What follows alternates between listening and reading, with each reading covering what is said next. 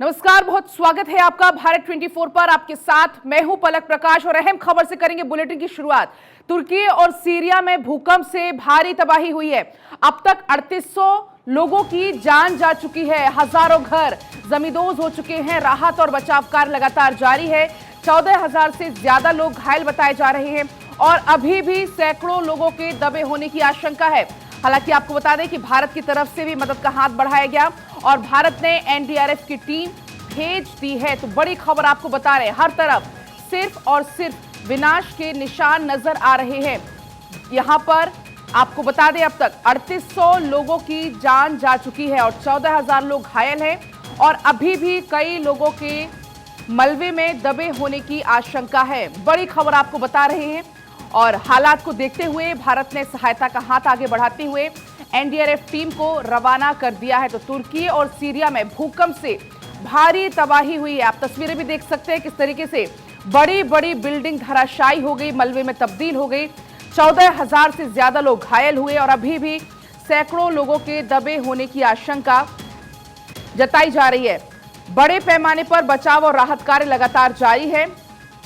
बड़ी खबर आपको बता रहे हैं, अब तक 3800 से ज्यादा लोगों के जान जाने की जानकारी मिल रही है और अभी भी जो जानकारी मिल रही है उसके मुताबिक रेस्क्यू बड़े स्तर पर लगातार जारी है, बचाव कार्य जारी और अभी भी कई लोगों के फंसे होने की आशंका है। तो बड़ी खबर आपकी टीवी स्क्रीन पर, तुर्की और सीरिया में आए भूकंप में 3700 से ज्यादा लोगों की अब तक मौत हो गई है। आपको बता दें कि इस तरीके से अभी भी बड़े स्तर पर बचाव कार्य, राहत कार्य यहां पर जारी है।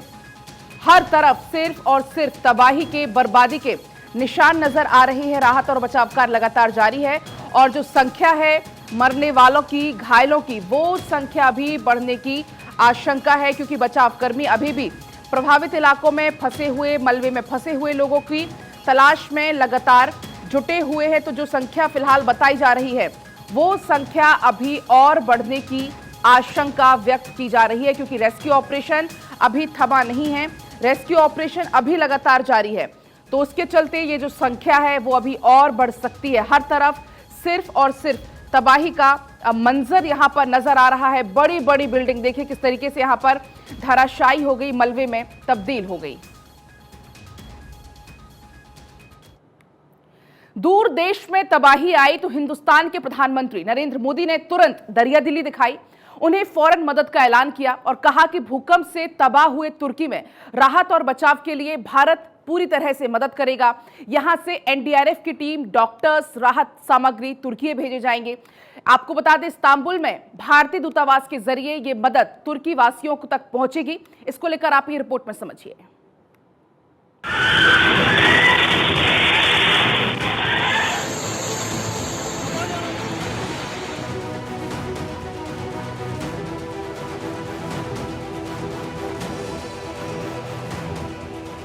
ये 6 तस्वीरें बताने के लिए काफी है कि सीरिया और तुर्की में कैसी विनाश लीला देखी गई। भूकंप के बीच लोग जान बचाकर नीचे छिपते हुए नजर आए तो सोमवार की सुबह झटकों के बाद तुरंत 200 लोगों की मौत की खबर मिली, जिसके बाद दोपहर होते होते ये आंकड़ा 1000 को पार कर गया और शाम होते होते पता चला कि 1600 से ज्यादा लोग काल के गाल में समा चुके हैं।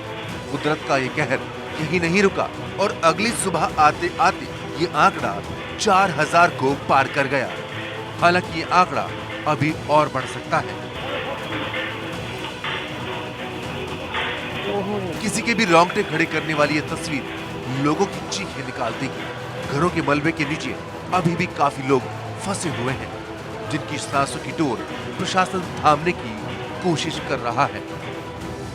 इसी बीच हिंदुस्तान के प्रधानमंत्री नरेंद्र मोदी ने भी तुर्की की प्राकृतिक आपदा पर शोक व्यक्त किया और इस संकट की घड़ी में तुर्की की तरफ मदद का हाथ बढ़ाया है। पीएम मोदी के निर्देश पर उनके सचिव पीके मिश्रा ने तत्काल बैठक की और तुर्की में बचाव दल भेजने का फैसला किया। भारत ने राहत और बचाव कार्य के लिए एनडीआरएफ की 2 टीमें भेजी हैं। दोनों टीमों में 100 सदस्य शामिल हैं। इसके साथ विशेष रूप से प्रशिक्षित डॉग स्क्वाड और आवश्यक उपकरण भी भेजे गए हैं। ये मदद भारतीय दूतावास के जरिए दी जाएगी। तुर्की के आसपास के देशों में भी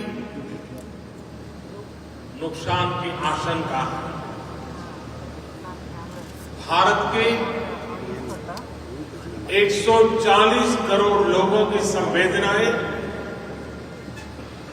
सभी भूकंप पीड़ितों के साथ है।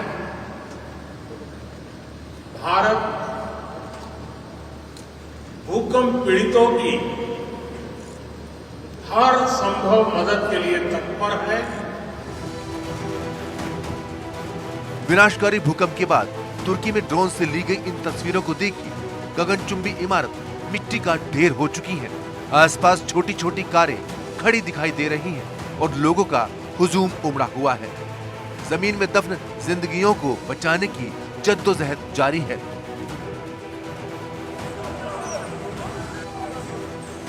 आपको बताते हैं कि तुर्की में आई भीषण तबाही से वहां अब तक क्या क्या नुकसान पहुंचा है। सोमवार की सुबह करीब 4:15 बजे पहला भूकंप आया। 12 घंटे में 3 बार भूकंप की तेज झटके महसूस किए गए। कई लोगों के सामने इमारतें जमींदोज हो गईं। तुर्की में भूकंप से करीब 3000 इमारतें गिर चुकी हैं, तो वहीं सीरिया में भूकंप से करीब 250 से ज्यादा इमारतें ढेर हो चुकी हैं। तुर्की में 2500 से ज्यादा लोगों की मौत हुई है, तो सीरिया में 1500 से ज्यादा लोगों ने अपनी जान गंवाई है। इस भारी तबाही के बाद तुर्की में 7 दिन के राष्ट्रीय शोक का ऐलान किया गया है। साथ ही राष्ट्रपति एर्दोगन ने कहा कि हमें कई देशों से मदद मिल रही है। इन 4 तस्वीरों से भी तुर्की में तबाही का मंजर देखिए। पहली तस्वीर में धराशायी बिल्डिंग दिखाई गई है। दूसरी तस्वीर उस टूटी सड़क की है जिसके बाद आगे का रास्ता खत्म हो चुका है। कई गाड़ियां जमींदोज हो चुकी हैं। महंगी और चमचमाती गाड़ियां धरती में समा चुकी हैं। तीसरी तस्वीर उस इमारत की है जो चंद सेकंड बाद धराशायी हो गई। हालांकि इसका वीडियो सड़क पर मौजूद लोगों ने ही अपने मोबाइल में कैद किया, जिसकी तबाही से लोग कांप उठे। अब चौथी तस्वीर देखिए, किस तरह से समंदर में तबाही आई है। तेज और बेकाबू लहरें सब कुछ तबाह करने पर आमादा हैं। ऐसा लग रहा है जैसे आसपास की सभी इमारतों को समुद्र अपने साथ समेट कर ले जाएगा। ऐसी मुसीबत की घड़ी में हर कोई तुर्की और सीरिया के लिए दुआ कर रहा है कि जल्द से जल्द तुर्की तक राहत और बचाव टीमें पहुंचे ताकि सब कुछ सामान्य हो सके। Bureau report, Bharat 24।